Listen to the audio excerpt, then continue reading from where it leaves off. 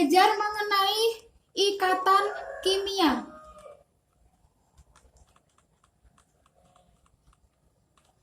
Oke, ikatan kimia.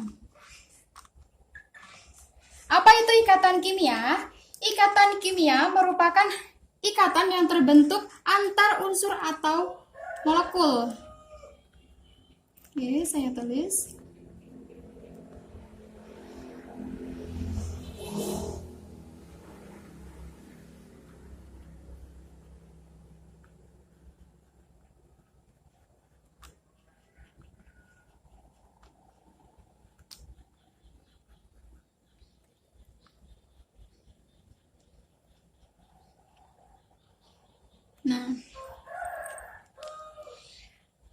Nah, di sini ikatan kimia ada beberapa jenis, yaitu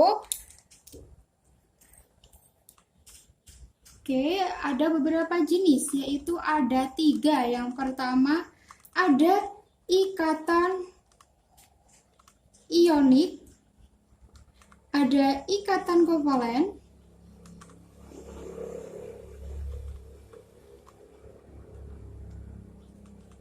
di sini ada ikatan logam. Nah, di mana ikatan ionik ini kita bahas secara singkatnya terlebih dahulu ya adik-adik. Di mana ikatan ionik ini adalah ikatan yang terjadi antar unsur logam dan juga non-logam.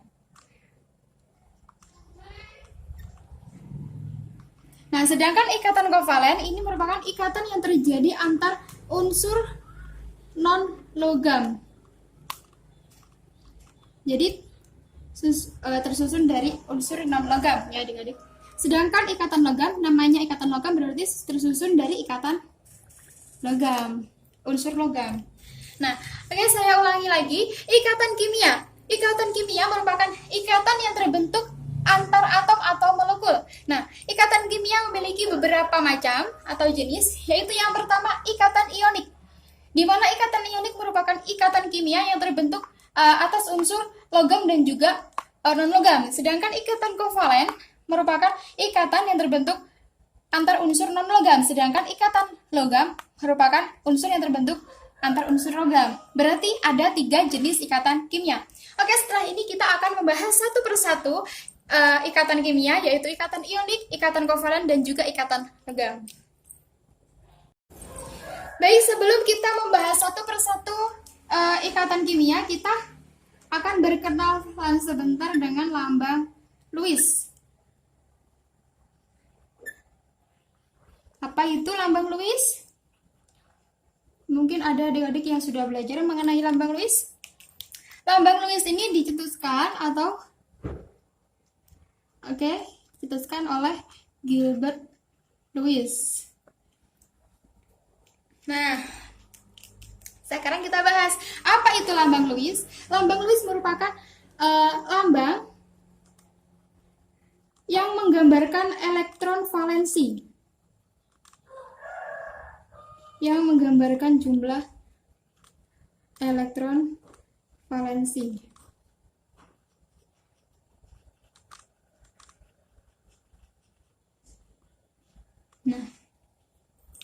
Nah, di mana dalam menggambarkannya itu elektron valensi digambarkan dengan dot atau titik.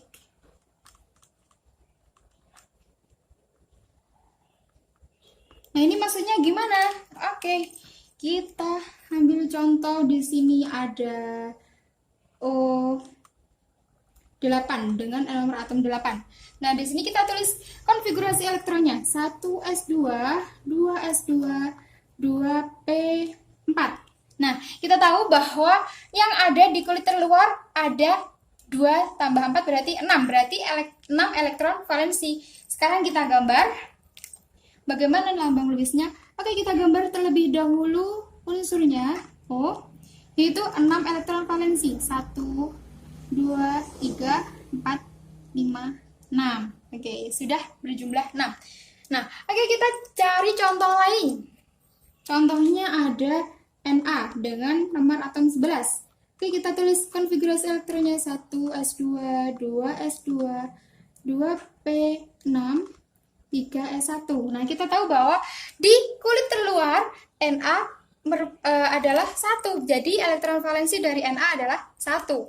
Oke, kita gambar lambang Lewis-nya ya. Oke, kita gambar unsurnya. Karena hanya memiliki 1 elektron valensi, jadi hanya 1 elektron valensi. Nah, dari sini adik-adik sudah paham ya bagaimana cara menggambarkan lambang Lewis dan apa itu lambang Lewis. Baik, sekarang kita akan belajar tentang ikatan ionik.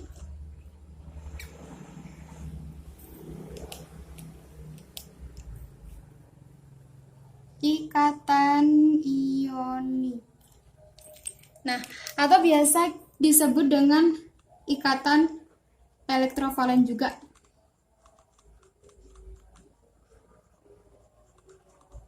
Nah, apa itu ikatan ionik atau elektrovalen? Nah, di sini kita mengenal istilah transfer elektron.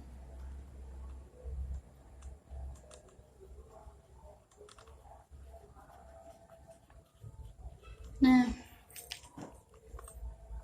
yang dinamakan transfer elektron merupakan proses serah terima ya. Kita tahu bahwa transfer itu pasti ada yang menyerahkan dan juga ada yang menerima. Oke, kita tulis serah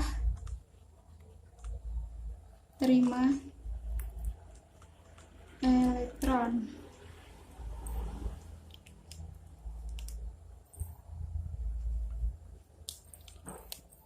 Nah, di mana yang menyerahkan ini berarti melepas elektron dan yang menerima ini berarti menangkap elektron.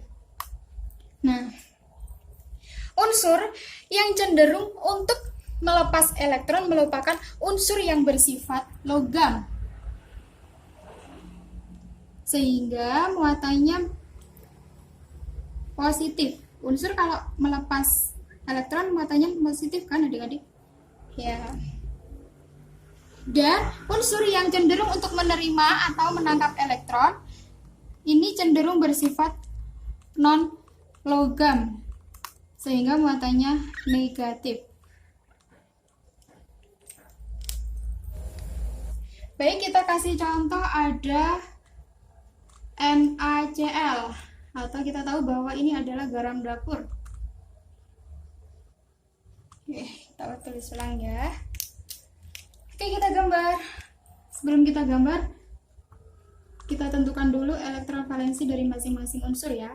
1s2, 2s2, 2p6, 3s1. Elektron valensinya 1. Sedangkan Cl dengan nomor atom 17, 1s2, 2s2, 2p6, 3s2, 3p5.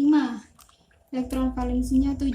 Nah, kita tahu bahwa Na untuk mencapai kestabilannya dia harus melepaskan 1 elektron agar mencapai kaidah oktat atau elektron valensinya berjumlah 8. Nah, sedangkan Cl kan kalau melepas 7 elektron valensi terlalu besar ya, terlalu besar energinya atau terlalu berat. Nah, oleh karena itu Cl ini menangkap 1 elektron valensi dari Na untuk mencapai kestabilan. Baik, sekarang kita gambar lambang Lewis dari Na dan juga Cl. Na memiliki 1 elektron valensi, Cl memiliki 7 elektron valensi. Nah, untuk mencapai kestabilan, Na kan harus melepas 1 elektron valensi dan tidak mungkin 1 elektron valensi itu dibuang dengan cuma-cuma, sehingga Cl yang membutuhkan 1 elektron valensi untuk mencapai kestabilan, Na ini memberikan 1 elektron valensi atau melepaskan 1 elektron valensi kepada Cl. Sehingga muatan Na menjadi Na plus dan Cl bermuatan Cl min karena Na melepas karena Na melepas 1 elektron valensi sehingga dia bermuatan positif, dan Cl karena dia menangkap 1 elektron valensi dari Na maka dia bermuatan negatif. Oke, kita cari contoh lain. Contohnya di sini ada unsur yang memiliki nomor atom 12 dan juga nomor atom 17. Sehingga di sini elektron valensinya kan ada 2 berarti ya. Kan hampir sama-sama ini ya konfigurasi elektronnya. Dia akan melepaskan 2 elektron valensi untuk mencapai kestabilan. Dan di sini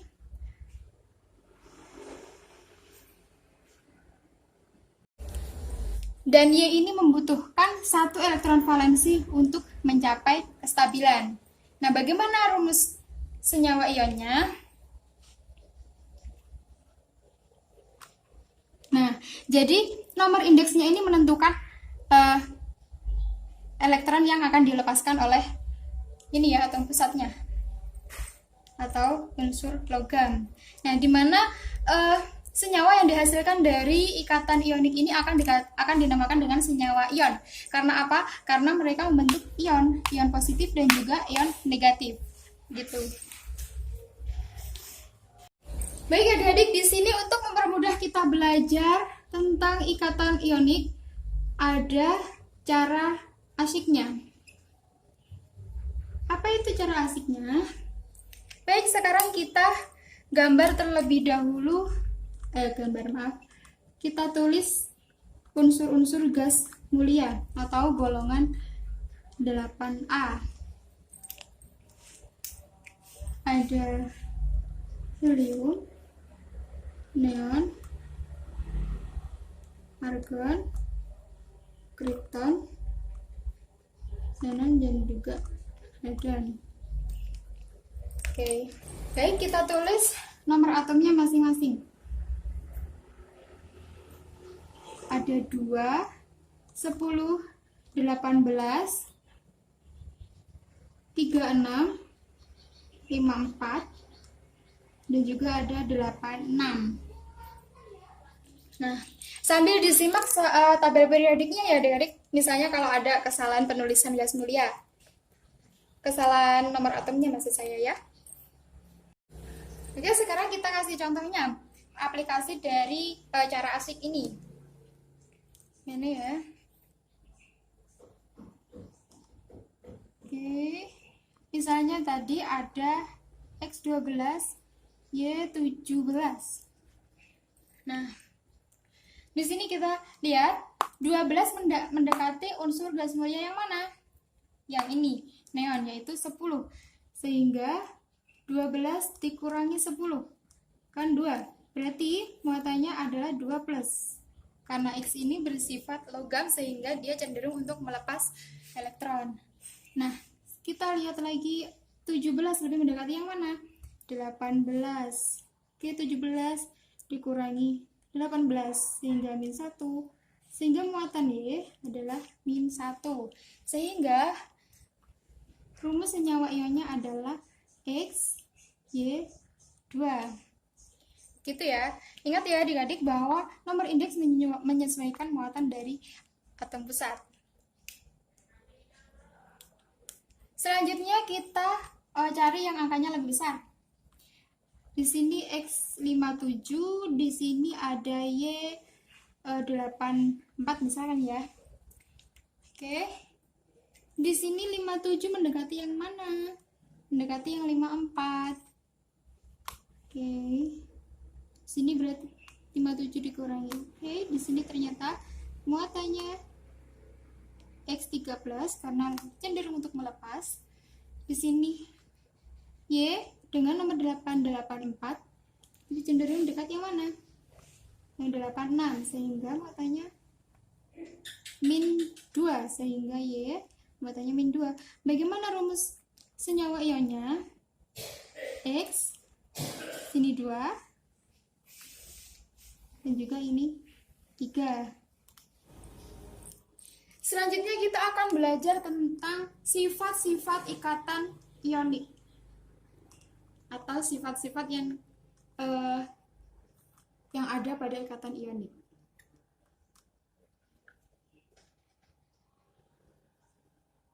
Nah, apa saja sifat-sifat yang dibentuk oleh ikatan ionik? Yang pertama adalah berbentuk kristal.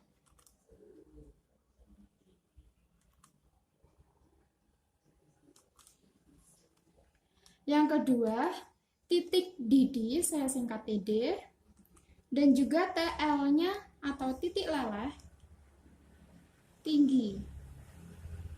Yang ketiga, keras namun rapuh. Yang keempat, dapat larut dalam air.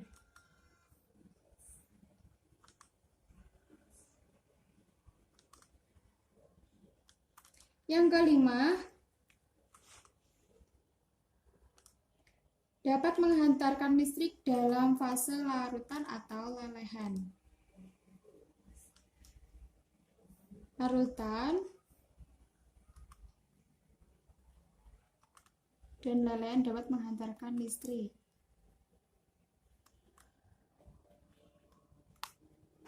Nah, saya ulangi, sifat-sifat yang ditimbulkan karena ikatan ionik ada 5. Yang pertama yaitu berbentuk kristal. Yang kedua, titik didih dan juga titik lelehnya tinggi. Yang ketiga, keras namun rapuh. Yang keempat, dapat larut dalam air. Yang kelima, larutan dan juga lelehan dapat menghantarkan listrik. Nah, baik, sekarang kita akan bahas satu persatu sifat-sifat ikatan ionik. Yang pertama yaitu berbentuk kristal. Mengapa ikatan ionik dapat membentuk suatu senyawa atau suatu atom berbentuk kristal? Contohnya apa? Contohnya kita bikin contohnya NaCl yang umum kita ketahui ya. NaCl atau garam dapur.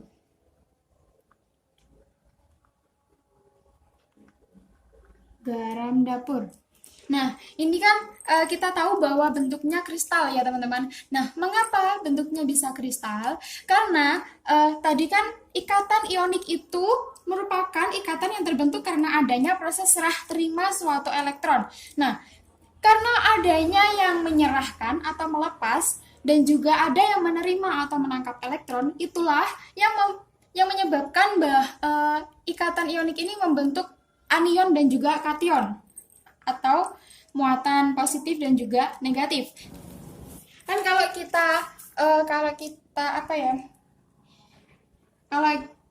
kita urai, Na ini muatannya Na plus.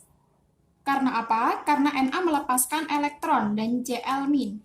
Cl bermuatan min karena menangkap elektron.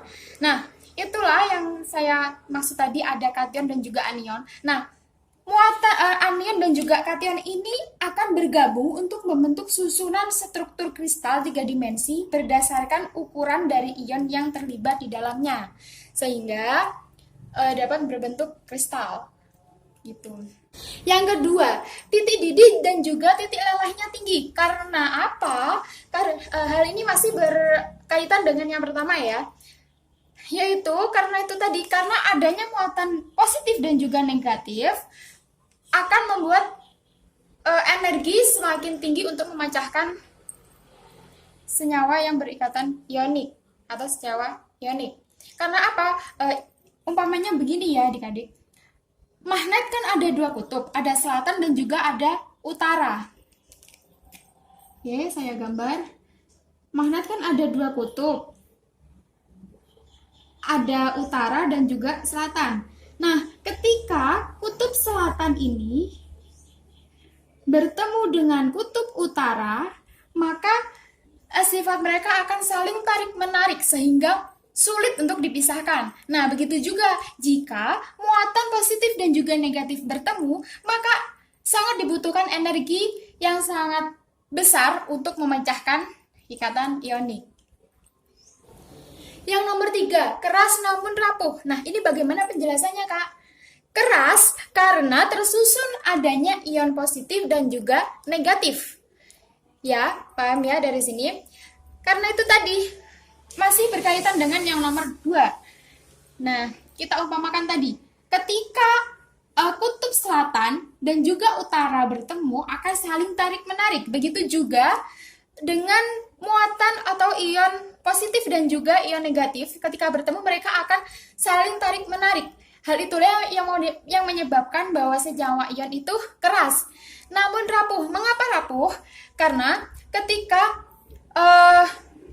senyawa ionik itu mendapatkan tekanan, maka ion positif dan juga ion negatifnya akan bergeser, dan ada kemungkinan ion positif itu bergabung dengan ion positif lainnya sehingga memudahkan untuk pecah. Atau begini ya umpamanya. Umpama di sini kan awalnya ada ion positif dan juga ada ion negatif. Ini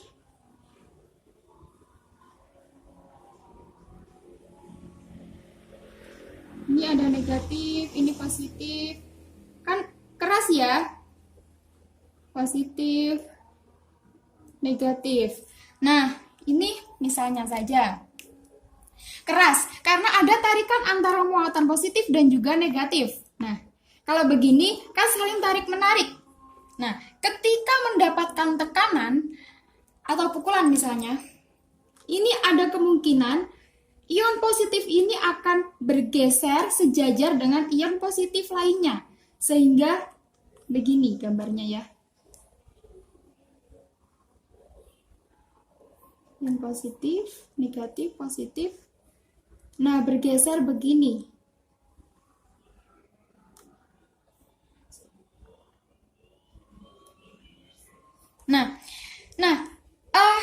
Kita umpamakan magnet lagi. Ketika kutub utara bertemu dengan kutub utara, maka saling tolak menolak. Nah, sama dengan muatan positif dan juga negatif. Ketika ion positif atau muatan positif dan juga muatan positif lainnya bertemu, maka keduanya akan saling tolak menolak sehingga akan pecah atau rapuh. Nah, yang keempat, dapat larut dalam air. Nah, mengapa demikian? Karena ikatan ionik itu akan membentuk ion positif dan juga ion negatif. Sedangkan air merupakan senyawa polar. Nah, karena itulah contohnya NaCl lagi ya teman-teman. Air rumus kimianya kan H2O. Nah, di mana ini nanti ketika NaCl akan dimasukkan dalam air, maka NaCl ini akan terurai pada dipol positif dan juga dipol negatif pada air, di mana dipol positifnya itu pada H dan juga dipol negatifnya pada O, sehingga nanti ini terurai ya teman-teman, karena adanya air, karena dimasukkan dalam air nanti.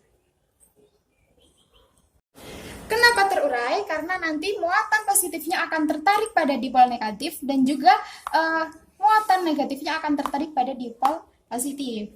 Begitu ya adik-adik. Dan yang kelima larutan dan juga lelehan dapat menghantarkan listrik. Lalu apa yang membedakan antara larutan dan juga lelehan? Larutan dan juga lelehan ini dibedakan karena ada atau tidaknya pelarut.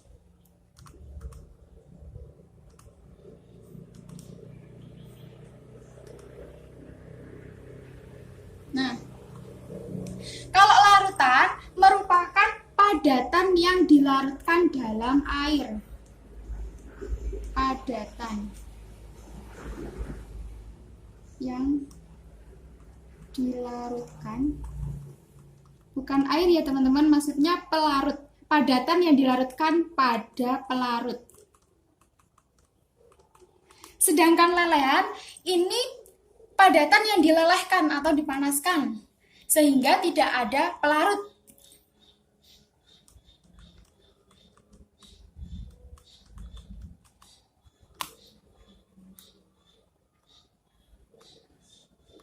Jadi unsurnya murni dari padatan tersebut, tidak ada tambahan pelarutnya. Baik, saya ulangi. Sifat-sifat ikatan ionik, yaitu yang pertama berbentuk kristal, yang kedua titik didih dan juga titik lelehnya tinggi, 3 keras namun rapuh, yang keempat dapat larut dalam air, yang kelima larutan dan lelehan dapat mengantarkan listrik. Dari sini adik-adik paham ya sifat-sifat dari ikatan ionik.